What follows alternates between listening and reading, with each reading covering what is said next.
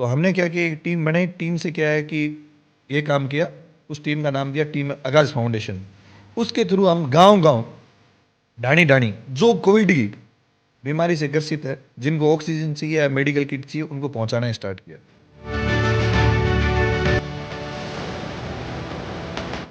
तो ये किया कि अपन सर्व समाज के बच्चे एक टेस्ट की और 10th की मार्क्स के हिसाब से उनको सेलेक्ट करेंगे, उन बच्चों की नीट की तैयारी करेंगे।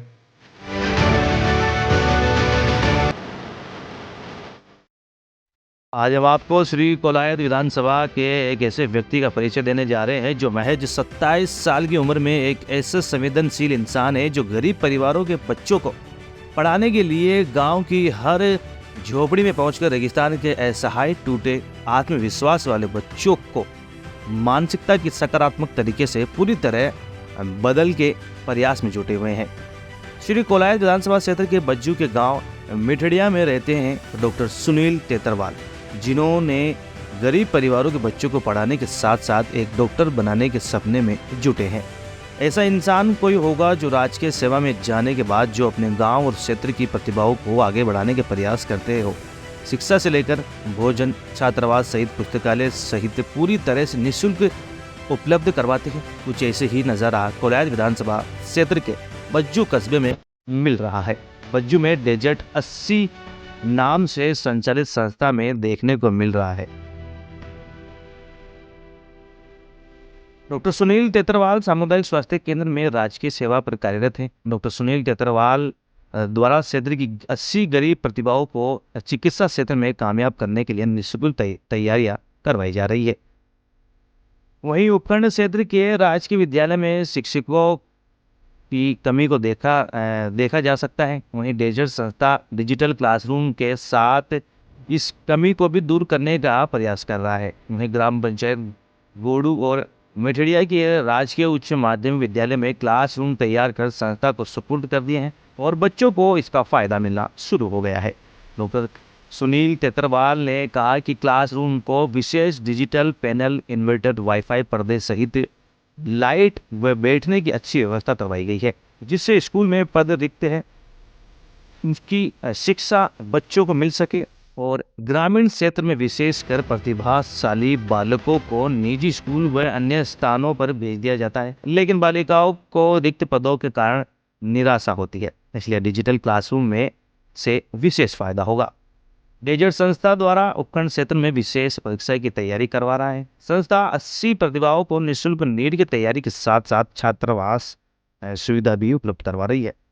डॉक्टर सुनील तेतरवाल के ख्याल से डॉक्टर बनने के बाद जब क्षेत्र में मरीजों से रूबरू हुआ तो देखने को मिला कि लोग छोटी छोटी समस्याओं को लेकर कई किलोमीटर दूर विशेषज्ञ चिकित्सक के पास जाते हैं और कई बार तो जोरासाप डॉक्टर के पास जाते हैं। तब अमूमन समस्या बड़ी हो जाती थी। इसलिए एक टीम बनाकर प्रतियोगिता परीक्षा करवाकर 80 प्रतिभाओं का चयन किया। देखिए रोयल पत्रिका के विशेष संवाददाता निशान सतराना ने की डॉक्टर सुनील तेतरवाल के साथ खास बातचीत। देखिए ये ग्राउंड रिपोर्ट। नमस्कार, रॉयल पत्रिका में आपका स्वागत है। मैं हूं आपके साथ निशान सतराना। आज हम बज्जू ब्लॉक में हैं। अच्छी सोच और अच्छा एक सोचे तो वो सफल जरूर होता है। जी हाँ, आज हमारे साथ खास मुलाकात में एक ऐसे डॉक्टर सुनील जी तेतरवाल जो शिक्षा को लेकर लगातार बज्जू ब्लॉक में सक्रिय हैं और आसपास क्षेत्रों की बात करें तो बिल्कुल लगातार इनका प्रयास रहता है कि जो आर्थिक स्थिति से कमज़ोर बच्चे हैं उनको उठाकर कामयाब करना, उन्हें अच्छे पदों पे सिलेक्शन करवाना इनका मेन मोटिव चल रहा है। तो आज इनसे खास मुलाकात करेंगे, जानेंगे किस प्रकार का ये मोटिवेशन कर रहे हैं और क्या कुछ स्थितियां थी जब इन्होंने शुरुआत की। क्योंकि बज्जू ब्लॉक की बात करें तो शिक्षा से काफ़ी पिछड़ा हुआ क्षेत्र था, शिक्षा को इतना महत्व नहीं देते थे लोग, और आज और उस समय का अंतर कितना आया है, ये तमाम बातों पे चर्चा करेंगे। सर, सबसे पहले तो चैनल की ओर से स्वागत है। धन्यवाद सर, आपका भी बहुत बहुत धन्यवाद कि आपने हमारे बच्चों को और हमारे को इस लायक समझा कि शिक्षा से जुड़ी हुई चीज़ें हैं वो सब लोगों तक पहुंचाओ। एक पॉजिटिव मैसेज आप लोग पहुंचा रहे हो और आपका चैनल बहुत बढ़िया काम कर रहा है, उसके लिए मैं अभी आपको धन्यवाद और साधुवाद और शुभकामनाएं प्रेषित करता हूँ।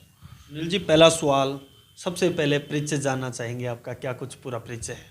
मेरा नाम डॉक्टर सुनील तेतरवाल है और मैं मूलतः बज्जू का ही निवासी हूँ। और मेरी हाल में पोस्टिंग है वो सामुदायिक स्वास्थ्य केंद्र नोक में, जो पहले जैसलमेर में आता था, अभी नया जिला फलोदी बन गया तो उसमें आता है। बिल्कुल। तो सर मैं जानना चाहूँगा, डॉक्टर के साथ साथ आपने एक शिक्षा को ग्रहण करने का काम करवाया है। लगातार आप बच्चू ब्लॉक के साथ साथ अलग क्षेत्रों में लगातार स्कूल की विजिट करते हो और सेमिनार वगैरह भी करवाते रहते हो। क्या ऐसा मेन मोटिव है, मन की थीम क्या है शिक्षा को लेकर?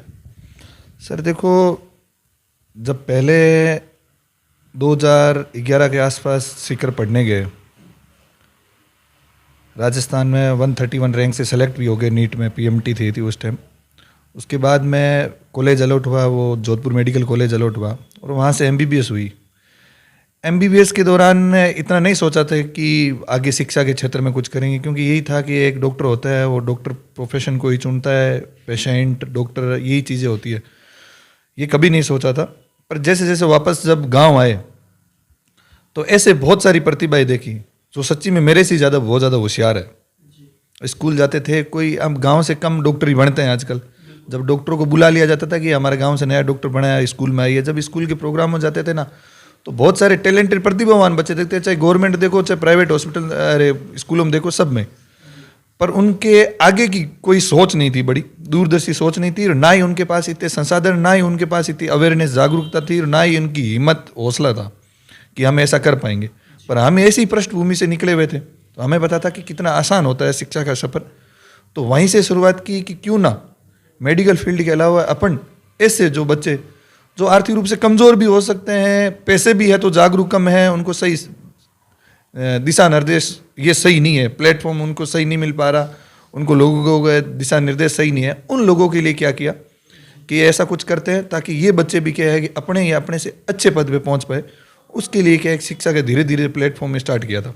और कभी भी नहीं सोचा था कि ऐसा कि मेडिकल फील्ड से हटके, जब एमबीबीएस चल रही थी कि मेडिकल फील्ड से हटके और अपन शिक्षा के फील्ड में ऐसा काम करेंगे, क्योंकि वो ज़्यादातर काम स्कूल्स का होता है या समाज सेवी का होता है या जनप्रतिनिधियों का होता है, उनको अच्छे से संस्थान को मजबूत करना।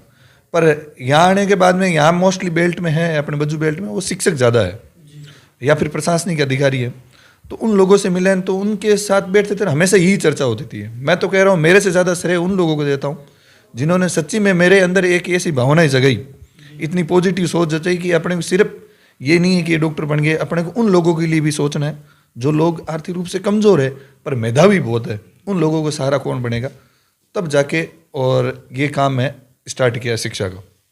जी सुनील जी, गांव की प्रतिभा, जैसे कि आपने बताया कि बिल्कुल गांव में लगातार तारे जो होते हैं, छोटे छोटे एक सितारे होते हैं, उनको निकालना, उनको एक निखारना बड़ी बात है। तो जैसे कि आप लगातार अपने फाउंडेशन वगैरह भी चला रहे हो, क्या क्या सेमिनार करवाए हैं आज तक, मतलब, और आगे का क्या थीम है आपकी? सर, ये फाउंडेशन की शुरुआत है वो हुई थी कोविड काल में। हमने ऐसी एक वैश्विक महामारी देखी जिसमें लोग गले लगना तो छोड़िए, लोग आमने सामने आने से डरने, हाथ मिलाने से डरते थे, क्योंकि उसका फैलाव था वो इसी तरीके से होता था कोविड वायरस का। तब लोगों में त्राही त्राही मच गई थी। एक बार कोविड हो गया तो उनका हौसला भी गिर जाता था, और कुछ तो बीमारी की वजह से, कुछ मानसिक संतुलन इतना मजबूत नहीं होने के कारण ना डेथ भी बहुत ज़्यादा हो रही थी। उस टाइम मेरी पोस्टिंग यहाँ बज्जू ही थी। ऐसी चीज़ें देखी कि यार सच्ची में ऐसी कोई बीमारी आएगी, क्योंकि हम पहले बहुत सुनते थे, ये दादा परदादा ऐसा बहुत होता था कि ऐसी ऐसी बीमारी आई जो हवा से फैलती थी और बहुत ज़्यादा मृत्यु होती थी। और सच्ची में ये हमने हमारी ज़िंदगी में और देख ली कोविड बीमारी। तो पहले इसकी शुरुआत हुई वो टीम आगाज फाउंडेशन के नाम से एक एनजीओ बना के हुई थी। बहुत सारे मित्र थे, बज्जू के भी थे, मारवाड़ क्षेत्र के भी थे, बहुत सारे मित्र, जिसमें doctors, engineers, teachers, IAS, IPS सारे थे। उन्होंने मिलकर करा कि कोविड एक ऐसी बीमारी आ गई कि बहुत लोगों के होने लगी। लोगों को होने की वजह से क्या है कि पीछे से जो मेडिसिन की, ऑक्सीजन की सप्लाई थी वो बिल्कुल कम हो गई। तो हमने क्या किया, एक टीम बनाई। टीम से क्या है कि ये काम किया, उस टीम का नाम दिया टीम आगाज फाउंडेशन। उसके थ्रू हम गांव-गांव, ढाणी-ढाणी जो कोविड की बीमारी से ग्रसित है, जिनको ऑक्सीजन चाहिए या मेडिकल किट चाहिए, उनको पहुंचाना स्टार्ट किया। उसके बाद में ऐसा हुआ कि बहुत सारे ये चीज़ें करने शुरुआत करने के बाद 15-20 दिन बाद में ऐसा हुआ कि संस्थानों से, जो सरकारी संस्थान है, क्योंकि सरकारी संस्थानों में क्या मेडिसिन कम हो गई, नॉर्मली उस टाइम सबसे कॉमन टेबलेट होती पैरासीटामोल, वो भी नहीं मिल रही थी।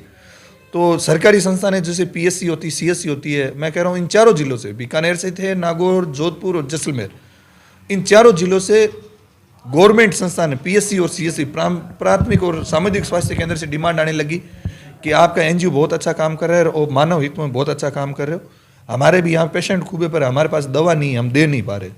तो हमने एक टीम गठित की और उस टीम में बहुत सारे संगठन भी थे, जैसे मैं नाम लेता हूँ, आप मिठिडिया गए, मिठिडिया युवा संगठन था, बज्जू स्पोर्ट्स का संगठन था, एकता क्लब गोड़ू का संगठन था, मारवाड़ यूथ का संगठन था। इन्होंने सब ने मिल के क्या किया, जहाँ से डिमांड आती थी, चाहे मेल के थ्रू आए चाहे फ़ोन के थ्रू आए, वहाँ डिमांड में जितनी सप्लाई आती थी, हमारे पास जितनी मैक्सिमम पॉसिबिलिटी जितनी वो लिखते थे उतनी हम पहुँचाने की कोशिश करते थे और हम पहुँचाते थे। उसके साथ में उस टाइम बहुत सारे जो नर्सिंग परमानेंट जॉब में नहीं थे, या तो जिनकी नर्सिंग चल रही थी या फिर जिनकी नर्सिंग पूरी हो गई पर उनके पास जॉब नहीं थी, उन लोगों ने बहुत बड़ा सहारा दिया हमें। उन लोगों ने हमारे साथ जुड़े और जहाँ ऑक्सीजन और इंजेक्शन और मेडिकल किट पहुँचानी थी उन्होंने गाड़ियों के थ्रू पहुँचाए भी। रेगिस्तान में आते हैं तो भी एक चीज़ आती है क्या कि शिक्षा की यहाँ बहुत कम जागरूकता है, शिक्षा यहाँ बहुत कम है। तो हम लोगों ने क्या है, शिक्षा पे काम कैसे करें, उसके लिए बैठ के एक मंदिर प्रांगण में बैठ के मीटिंग की। उसमें ये किया कि गाँव में बहुत सारी प्रतिभा होती है जो मेधावी है पर शहर में जाके पढ़ नहीं सकती, क्योंकि शहर में पढ़ने के लिए रहने के लिए पैसा भी चाहिए और खाना वगैरह सब महंगा है। एक बच्चा यदि कोचिंग के अलावा भी खर्चा निकालता है रहने खाने का तो 10,000 रुपये लगते हैं, वो हर कोई एफोर्ड नहीं कर सकता। तो सोचा कि क्या करें जिससे ये बच्चे भी पढ़ सके, ये बच्चे भी अपने सपने पूरे कर सकते हैं, अपने समाज का, अपने गाँव का, देश का नाम रोशन कर सके। तो उसके लिए हमने कहा कि गांव बच्चा यदि से शहर जाता है तो सिर्फ एक ही कारण से जाता है, क्योंकि कोविड टाइम में सब कुछ ऑनलाइन स्टडी डिजिटल प्लेटफॉर्म पे मिलने लगी, तो वो सिर्फ माहौल के लिए जाता था कि वहाँ लाइब्रेरी मिल जाए। तो हमने गांव लाइब्रेरी बनानी स्टार्ट की। टीम आगाज फाउंडेशन से आज तक लगभग 10 से 12 लाइब्रेरी बन गई। वो बज्जू क्षेत्र में भी है, नागौर क्षेत्र में भी है, अपने नोखा क्षेत्र में भी है, जोधपुर क्षेत्र में भी है, सब जगह। तो टीम आगाज फाउंडेशन ने लाइब्रेरी का प्रचलन किया। उस लाइब्रेरी का इतना शानदार रिजल्ट आने लग गया कि आसपास के समाज से भी और आसपास के जितने भी जनप्रतिनिधि, उन्होंने सोचा कि ये कंसेप्ट बहुत प्यारा है। और हमें जनप्रतिनिधि सोचते थे कि हमें एज वोटर बढ़ाने के लिए या फिर लोगों से ज़्यादा अटैचमेंट के लिए शिक्षा का जो पायदान है वो लाइब्रेरी बहुत अच्छा है। तो शुरुआत तो हमने की, हमने 10-12 बनाई, तो आसपास की बहुत जनप्रतिनिधि भामा साहब ने भी किया, इसमें रुचि बिठाई कि ये काम बहुत अच्छा है, ये पहल बहुत अच्छी है, इन लोगों ने की है, अपनी इसको बढ़ानी चाहिए। आसपास बहुत लोग लाइब्रेरी बनाने लगे, फिर लाइब्रेरी बनी। उसके बाद में आप बोल रहे हो शिक्षा वाला, तो उसके बाद में यह कि कुछ ऐसा करें कि लाइब्रेरी के बाद में भी बहुत सारी चीज़ें होती है जिसमें आपको ऑफलाइन क्लासेस चाहिए होती है, पर बच्चे ले नहीं पाते। क्योंकि मैं बात करता हूँ उसके बाद में एक डेजर्टेटिव फाउंडेशन की स्थापना की गई, जिसको अभी ज़्यादा नहीं हुआ 2 साल में। डेजर्टेटिव फाउंडेशन में क्या है, इस बज्जू तहसील के, सिर्फ बज्जू तहसील के आर्थिक रूप से जो कमज़ोर बच्चे, जो रियल में बीपीएल कैटेगरी से है और वो मेधावी बच्चे हैं, उन बच्चों को उनके 10th के मार्क्स के हिसाब से और डेजर्टेटिव स्कॉलरशिप टेस्ट मार्क्स, इन दोनों के मार्क्स के आधार पर 80 बच्चों को चयन किया जाता है, जिसमें सर्व समाज के बच्चे होते हैं। अभी भी बच्चे अपने पास 120 बच्चे पढ़ रहे हैं, जो टेस्ट लेके और 10th के मार्क्स के हिसाब से उनको सेलेक्ट किया जाता है। उन बच्चों को हॉस्टल, रहना, खाना, कोचिंग, टेस्ट सीरीज सब कुछ निःशुल्क दी जाती है। और हर साल, पहले साल 80 बच्चे लिए थे और उसके बाद हर साल 40 बच्चे लेते हैं, जिससे नीट की तैयारी करवा रहे हैं। क्योंकि ये यहाँ प्रतिभा बहुत है और मैं सोचता हूँ कि मैं विज्ञान विषय का विद्यार्थी हूँ, मुझे विज्ञान में ज़्यादा रुचि और मुझे उसमें ज़्यादा नॉलेज है। और मुझे ये भी पता है कि विज्ञान विषय में जो चूज करता है वो ज़्यादा जल्दी सफल होता है। क्योंकि हम चाहे आईएएस की बात करें या आरएस की एग्जाम की बात करें, इसमें सबसे ज़्यादा जो सफलता का प्रतिशत है वो ज़्यादा विज्ञान विषय के विद्यार्थी रहे। इस बार आरएस का भी रिजल्ट आया हमारे राजस्थान में, उसमें टॉप 10 में जो आरएस है उसमें से 8 है वो विज्ञान के विद्यार्थी रहे। क्योंकि विज्ञान का एक अलग ही क्या होता है, अपना महत्व होता है और उनके सिलेबस में एक महत्वपूर्ण अंक भी निर्धारित किए जाते हैं। तो विज्ञान के लिए क्या करें, तो विज्ञान के लिए अपन डेजर्टेटिव फाउंडेशन खोलते हैं, उन बच्चों को नीट की तैयारी करवाएंगे। क्योंकि नीट की तैयारी करना इतना आसान नहीं है सर। मैं जब 2011 में गया था सीकर, तो उस टाइम ही 2.5-3 लाख रुपए लगते थे सालाना रहने के, क्योंकि कमरे बहुत महंगे होते हैं वहाँ भीड़ में। 10-10 हज़ार रुपये महीने के कमरे लगते हैं, उसके बाद खाने लगता है, फीस 1.5-2 लाख रुपये फीस है। तो एक बच्चा लगभग 3 लाख रुपये से फ्री होता है। तो वो बच्चा तो पढ़ ही नहीं सकता बिल्कुल। 3 लाख रुपये यदि किसान का बच्चा पढ़े तो उसकी कमर टूट जाती है, सीधी सी बात है। तो ये किया कि अपन सर्व समाज के बच्चे एक टेस्ट के और 10th के मार्क्स के हिसाब से उनको सेलेक्ट करेंगे और उन बच्चों को नीट की तैयारी के लिए करेंगे। उसी क्रम में यहाँ 120 बच्चे हैं जो अभी नीट की तैयारी अपने बीकानेर में लोकल कोचिंग में कर रहे हैं। और उम्मीद ही नहीं, पूरा विश्वास है इस बार 12वीं के साथ अपने को 8-10 बच्चे हैं उन शुरुआत की जो 80 बच्चे लिए थे जो अभी 12th में आ गए हैं, क्योंकि दूसरा बैच 11th में था, हर साल 11th में लेते हैं अपन, तो एक बैच 12th में आ गया है, तो वो बच्चे 8-10 बच्चे हैं जिनसे हमें पूरी उम्मीद है उनके मार्क्स के हिसाब से, अभी जैसी परफॉर्मेंस है उनकी उस हिसाब से वो डॉक्टर बन के हमारे बीच में आएंगे। और इतना अच्छा माहौल बन गया, पहले इतना शिक्षा का यहाँ जागरूकता नहीं थी और शिक्षा का इतना महत्व भी लोग समझते नहीं थे। आजकल हर परिवार में हर घर से ये है कि यहाँ खेती का ज़्यादा है, क्योंकि नहरी इलाका है, तो खेती का काम अच्छा होता है, अच्छा अन्न होता है, अच्छा अनाज होता है, तो उससे पैसे भी ठीक ठाक होते हैं। तो आजकल लोग है ना वो पैसा सेविंग शादी वगैरह जो पहले ज़्यादा खर्च करते थे वो कम कर दिया, और सबकी सोच होगी कि अपन बच्चे को 4-5 साल बढ़ाएंगे ना तो शायद बच्चा शिक्षा के क्षेत्र में बहुत अच्छा काम करेगा।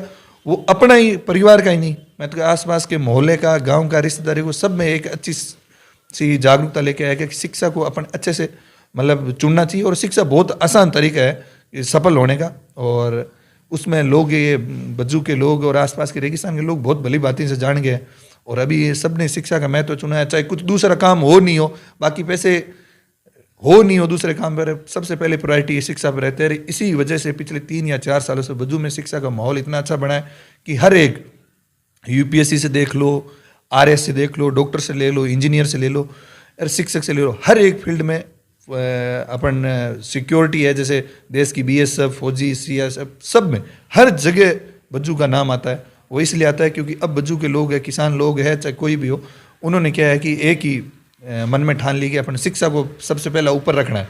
और सिर्फ बच्चों को ही नहीं, बच्चों को भी शिक्षा के बहुत रख रहे हैं। हमारे यहाँ एक कहावत बहुत ज़्यादा है, किसी भी किसान से पूछते हैं उनके आप बच्ची को इतना क्यों पढ़ा रहे थे, पहले नहीं पढ़ाते थे, तो बोलते हैं कि बच्ची जब पढ़ के कुछ काबिल होती है ना, वो एक घर नहीं 2 घर का नाम रोशन करती है, एक पापा का भी करती है, एक आने वाला परिवार का भी करती है। और मैं कह रहा हूँ पहले के टाइम ये होता था कि दहेज वगैरह ज़्यादा होता था, किसी को देख के दहेज ज़्यादा दिया जाता। आजकल अभी ये होने लग गया कि अपन दहेज का जितना पैसा है वो बच्ची के एजुकेशन पे लगाए, शायद बच्ची इतनी काबिल हो जाएगी। दहेज का अपन 15 साल का पैसा इकट्ठा कर रहे हैं बच्ची के लिए, वो दहेज का पैसा यदि उसका आधे का ही आधा यदि बच्ची की शिक्षा पे लगे, बच्ची इतनी काबिल हो जाएगी जो आप 15 साल में इकट्ठा करके पैसे दहेज में दे रहे हो, वो बच्ची 1 साल में कमा ले शिक्षा के माध्यम से, अपनी नौकरी के माध्यम से। तो एक अच्छी लोगों की अभी सोच है, एक पॉजिटिव सोच है, और इसमें सारी शिक्षा भी टीम में है। मैं कह रहा हूँ सारे जितने भी गवर्नमेंट जॉब में है या फिर किसी कंपटीशन एग्जाम तैयार की, वो सारे मिलजुल के इसमें भाग लेते हैं। डेजर्ट फाउंडेशन में लोग सब सहयोग भी कर रहे हैं, और बच्चों को आगे बढ़ाने के लिए सब अपनी अपनी पूरी कोशिश कर रहे हैं। मैं तो उस पूरी टीम का बहुत बहुत धन्यवाद देता हूँ। मैं तो बहुत कम रहता हूँ इधर, पर वो सारे हैं, वो दिन रात मेहनत करते हैं बच्चों के सिलेक्शन से लेके बच्चों के सब तक, लास्ट प्रक्रिया, शुरुआत से लेके लास्ट प्रक्रिया तक सारे एकदम जोर से लगे हुए, एकदम तन मन धन सभी तरीके से लगे हुए। बिल्कुल, ये थे हमारे साथ डॉक्टर सुनील जी तेतरवाल। बिल्कुल एक अच्छी मेहनत कर डॉक्टर बनना, उसके बाद में शिक्षा को मेन मोटिव समझना, और शिक्षा के प्रति गांव के प्रतिभाओं को निकाल कर ऊंचे पद तक ले जाना, ये सबसे बड़ी सोच है। क्योंकि इन्होंने एक सोच लिया है कि जैसे कोटा का और सीकर का, सूरतगढ़ का शिक्षा में बड़ा नाम आता है, शिक्षा का एक हब माना जाता है, वैसे ही बज्जू क्षेत्र को शिक्षा का हब बनाने का प्रयास है।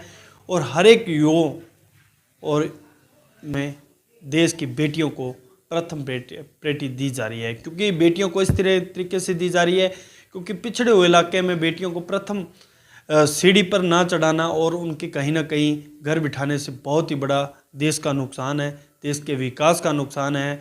और ये इन्होंने कर दिखाया है। बेटी और बेटियों को प्रथम स्थानों से लेकर आज अच्छी एक राजकीय सेवा में कहीं ना कहीं अपनी भूमिका निभाना, यह सबसे बड़ी बात है। मैं आपको ग्राउंड की खबर से रूबरू करवाता हूं, तब तक आप जुड़े रहें रॉयल पत्रिका के साथ। कैमरा सोगी मनोज कुमार के साथ निशांत शरण, धन्यवाद।